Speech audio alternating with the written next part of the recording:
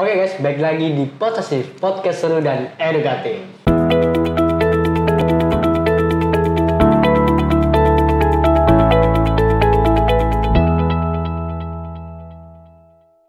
guys, balik lagi bersama gue Kurniawan. Dan kali ini kita kedatangan tamu nih. Ya, siapa namanya boleh mas? Halo, kenalin gue Aditya Novit. Wah, seorang SEO spesialis. SEO spesialis. Yeah. Jadi kita lagi ada di coffee shop gitu, Hippo Kopi ya. Jadi kalau kalian misalnya mau datang mampir, main-main ngopi-ngopi gitu, atau ngerjain tugas atau nongkrong bareng, bisa datang ke Hippo Kopi di daerah Sipon. Jalan irigasi, ya? irigasi Sipon. Irigasi Sipon, lebih tepatnya. Betul, gitu ya. betul. Nah, gini nih Mas Adit nih ya. Iya, gimana? Tentang SEO spesialis nih. Banyak orang yang belum tahu tentang SEO spesialis itu apa sih? Boleh dijelasin nggak Mas? Ya. Jadi SEO spesialis itu kan kita bekerja di dunia profesional, terutama untuk mengoptimasi website kita untuk bisa menjadi ranking pertama di Google. Ranking pertama. Itu iya, dengan beberapa keyword tertentu. Keyword tertentu. Iya. Seperti itu. Jadi SEO tuh simpel seperti itu ya? Iya, betul. Sebenarnya SEO ini fungsinya lebih apa sih gitu tuh? Oh, iya. Adanya SEO ini gitu. Nah, kalau untuk SEO ini sebetulnya karena kita kan di dunia nyata sering banget tuh pakai yang namanya HP atau laptop untuk mencari sesuatu. Yeah. Dan biasanya kita pakai Google kan. Yeah. Google untuk mengetikkan kata kunci tertentu. Misalkan kita lagi pengen ngopi nih, cuman kita nggak tahu di sini yang terdekat di mana. Nah, kita ketikin kata kunci kafe terdekat. Nah, nanti pasti Hippo Kopi juga akan muncul tuh di halaman teratas Google kayak gitu. Jadi fungsinya apapun yang kita cari itu kalau misalnya CEO-nya itu sesuai target ya. Jadi ranking ke teratas ya. Iya, bisa. Jadi kalau teman-teman kayak misalnya cari barang apapun, mobil, motor, dia langsung teratas tuh linknya tuh dia pakai SEO ya. Iya. Dan SEO tuh sebenarnya caranya tuh banyak nggak sih atau ada cara khusus gitu biar gampang banget nih ranking satunya gitu. Sebetulnya kalau bilang gampang banget enggak, karena SEO tuh perlu proses setidaknya minimal 6 bulan untuk domain baru ya. Jadi domain baru tuh kita beli domain, beli hosting, ya udah kita baru bisa kemudian ranking untuk keyword yang kita bidik gitu 6 bulan atau 7 bulan setelahnya kayak gitu. Jadi butuh proses step by step. Jadi nggak bisa instan gitu. Nggak ya? bisa. Jadi perlu waktu sekitar 6 bulan sampai 7 bulan Iya. dari mulainya hosting. Iya, kalau untuk yang website baru ya kayak domain baru. Kalau misalkan websitenya udah tahunan gitu, misalnya 10 tahun, nah itu lebih mudah untuk kita rankingin keyword tertentu. Kayak gitu. Itu kenapa sih perlu lama harus sampai 6 bulan atau 7 bulan gitu kan? Sedangkan kalau misalnya UMKM kan perlunya yang instan nih, yang cepet nih buat website pengen dapat langsung SEO-nya nomor 1 nih. Nah, kalau kayak gitu berarti SEO tuh belum tepat untuk orang yang pengen cepet. Saran saya nih pakainya ini Google Ads, Google Ads. SEM ya, Search Engine Marketing. Jadi langsung kalau misalkan pengen, website saya ini pengen langsung nomor 1 di Google, itu tapi kita harus bayar, itu bayar di awal, dan itu minimal top up-nya sekitar ratusan ribuan lah. Ratusan ribu. Iya. Jadi mulai ratusan ribu pokoknya. Mulai ratusan ribu kita top up di Google Ads, baru deh kita ya tetap sih ada websitenya, terus keyword yang mau kita bidik apa, baru kita akan bersaing di Google. Tapi itu juga ada teknik tertentu. Jadi kayak misalkan kita kan pasti setiap usaha tuh pasti punya kompetitor. Kompetitor itu pasti pengen juga nomor 1 di Google. Iya benar.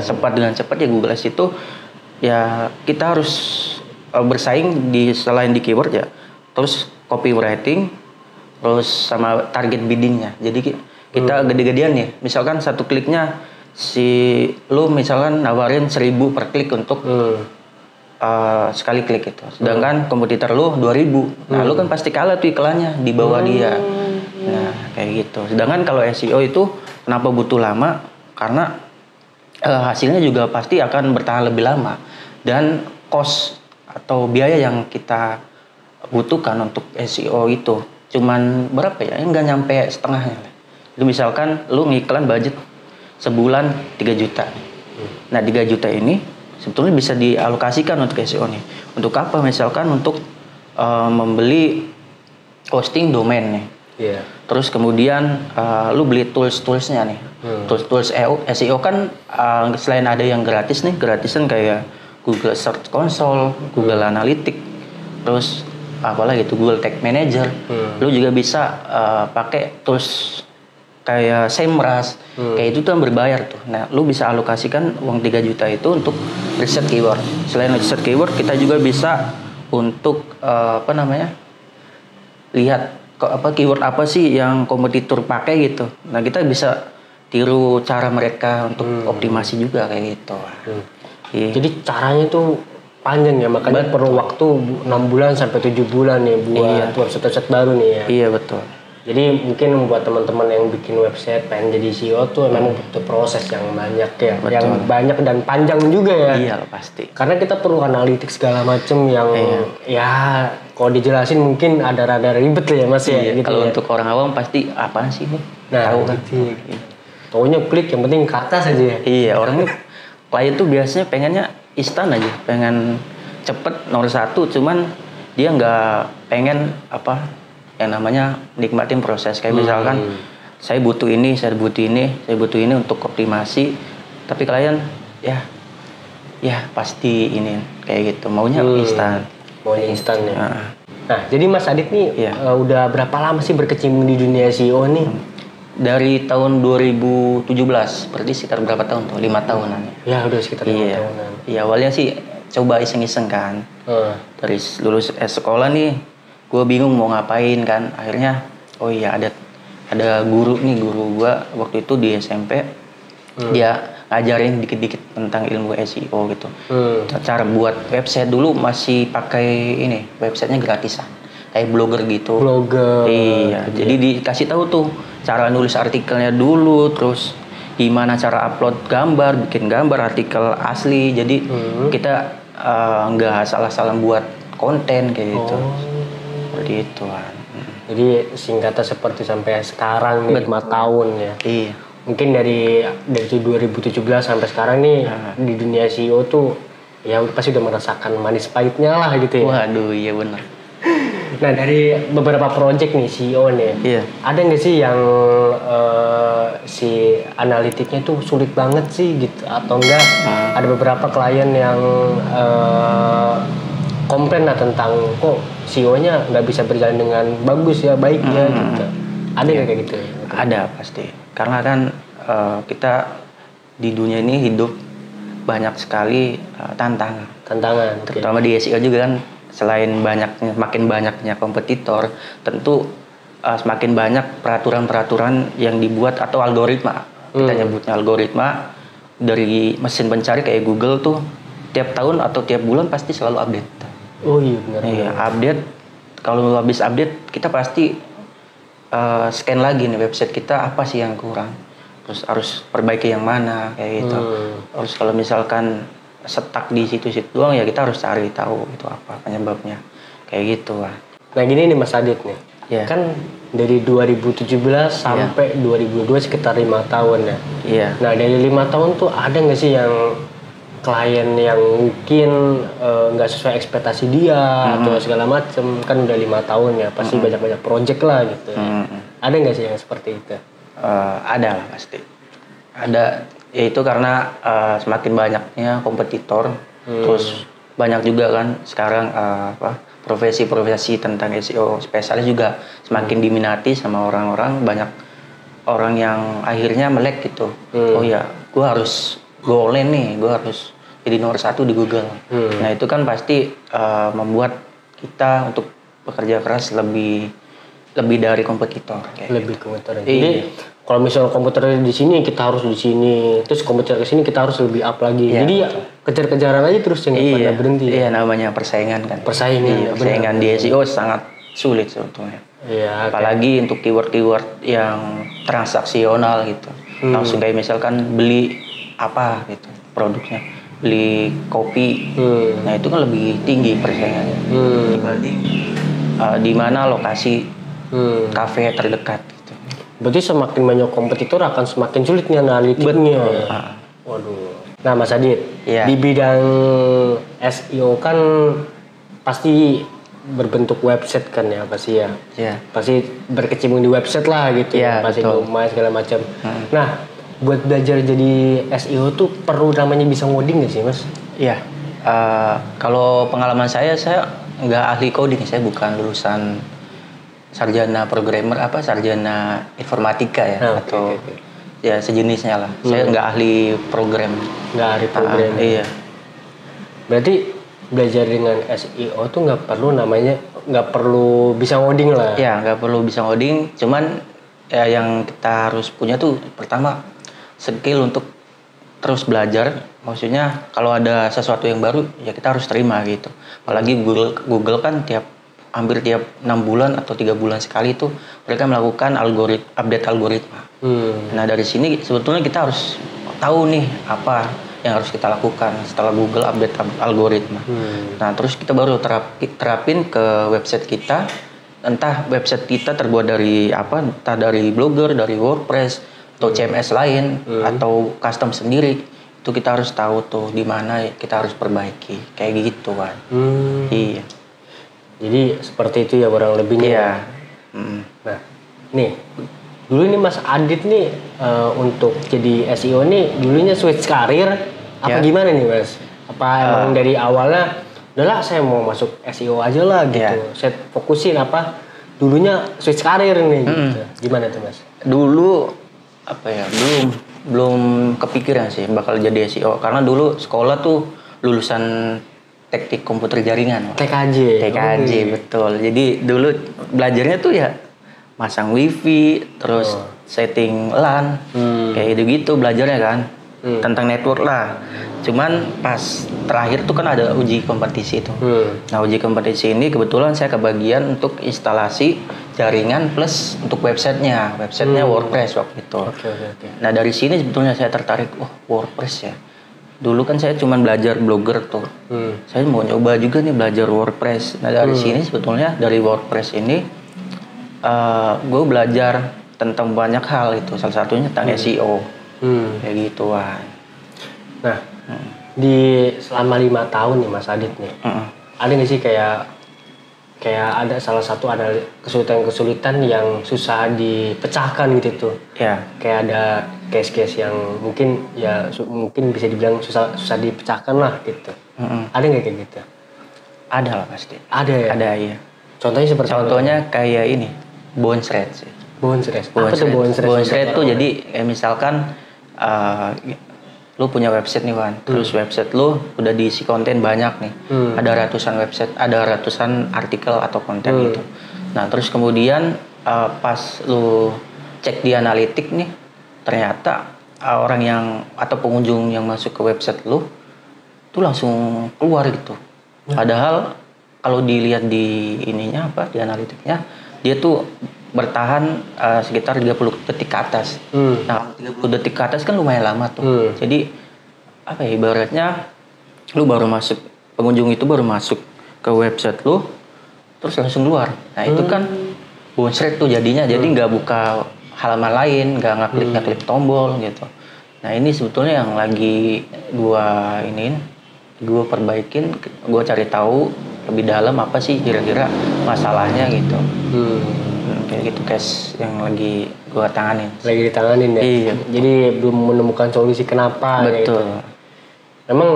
Emang website tuh emang rada-rada rumit lah ya. Betul. Untuk dipelajarin gitu.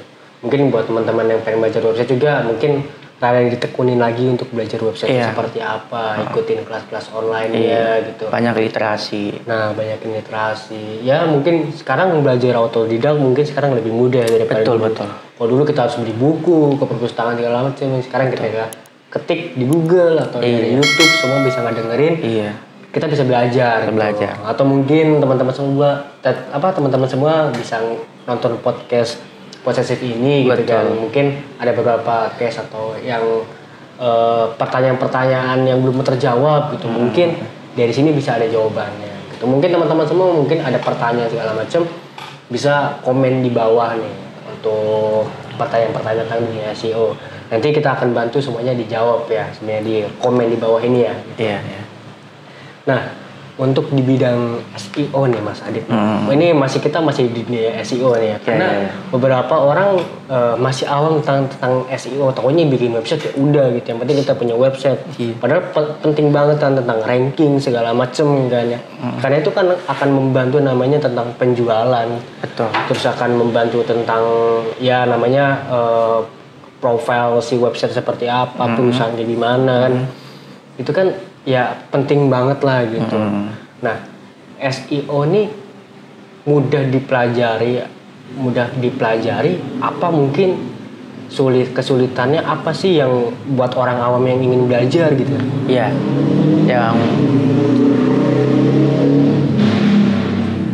yang pasti kalau gue dulu pertama kali belajar SEO, kesulitan pertama soal menulis.